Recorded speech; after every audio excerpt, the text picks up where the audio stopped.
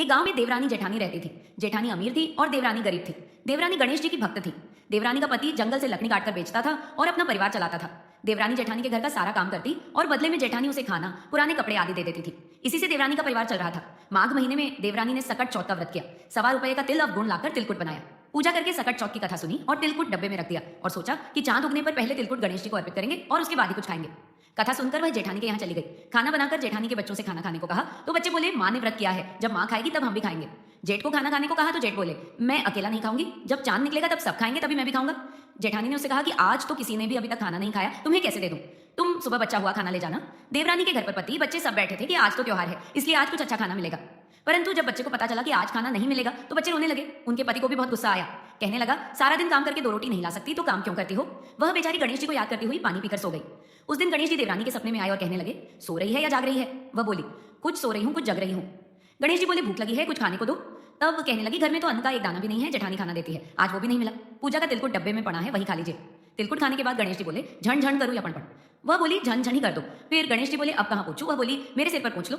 और कहाँ पूछोगे? सुबह जब देवरानी उठी तो यह देखकर हैरान रह गई कि पूरा घर चांदी से जगमगा रहा है। सिर पर जहां गणेश जी ने पूछा था वहां चांदी के टीके और बिंदियां जगमगा रही थी। उस दिन देवरानी जेठानी के काम करने नहीं गई। बहुत देर तक राह देखने के बाद जेठानी ने बच्चों को देवरानी को बुलाने के लिए भेजा। जेठानी ने सोचा कल खाना नहीं दिया इसलिए शायद देवरानी रूठ गई है।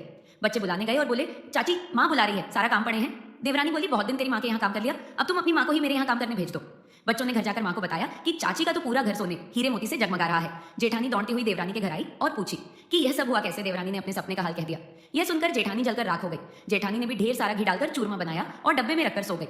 उसी रात गणेश जी सपने में आए और बोले भूख लगी है, क्या खाऊं? जेठानी कहने लगी हे गणेश जी महाराज, मेरी देवरानी के यहाँ आपने तिलकुट खाया था, मैंने तो घी का चूरमा बनाकर डब्बे में रखा है, फल और मेवे भी रखे हैं, जो चाहे खा लीजिए। गणेश जी बोले झनझन करो या पणपण? वह बोली पणपण कर दो। झनझन कहना भूल गई। फिर गणेश जी ने पूछा पोछूं कहाँ? वह बोली मेरे सिर पर पोछो। और कहाँ पोछोगे? धन की भूखी जेठानी बहुत जल्दी उठ गई।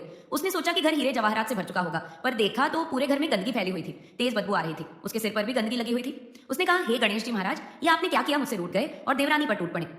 वह सब साफ करने की बहुत कोशिश करने लगी पर गंदगी और फैलती चली गई। जब जेठानी के पति को यह बात मालूम हुई तो वह बहुत गुस्सा हुआ और बोला तेरे पास इतना सब कुछ था फिर भी तेरा मन नहीं भरा। परेशान होकर वह गणेश जी से मदद की विनती करने लगी। गणेश जी ने कहा देवरानी से जलन के कारण तूने जो किया था यह उसी का फल है। अब तू मेरी आज्ञा से आधा धन देवरानी को दे, तभी यह सब साफ होगा। उसने आधा धन बांट दिया किंतु मोहरों की एक हांडी चूल्हे के नीचे छिपा रखी थी। उसने सोचा कि किसी को पता नहीं चलेगा और उसने वह धन नहीं बांटा। तब उसने कहा हे गणेश जी, अब तो अपना यह बिखराव समेट लीजिए। गणेश जी बोले पहले मोहरों की वह हांडी भी जो तूने छिपा रखी है उसे भी बांटो। इस प्रकार गणेश जी ने सभी चीजों का बंटवारा करवाकर अपनी माया समेट ली। हे गणेश जी महाराज, जैसे आपने देवरानी पर कृपा की वैसे ही सब पर कृपा करना। कहानी कहने वाले, सुनने वाले और हुंकारा भरने वाले सभी पर अपनी कृपा बनाए रखना। बोलो गणेश जी महाराज की जय, सकट चौथ की जय। हमारे चैनल हिंदू सरोवर को सब्सक्राइब करें, वीडियो को लाइक करें, शेयर करें।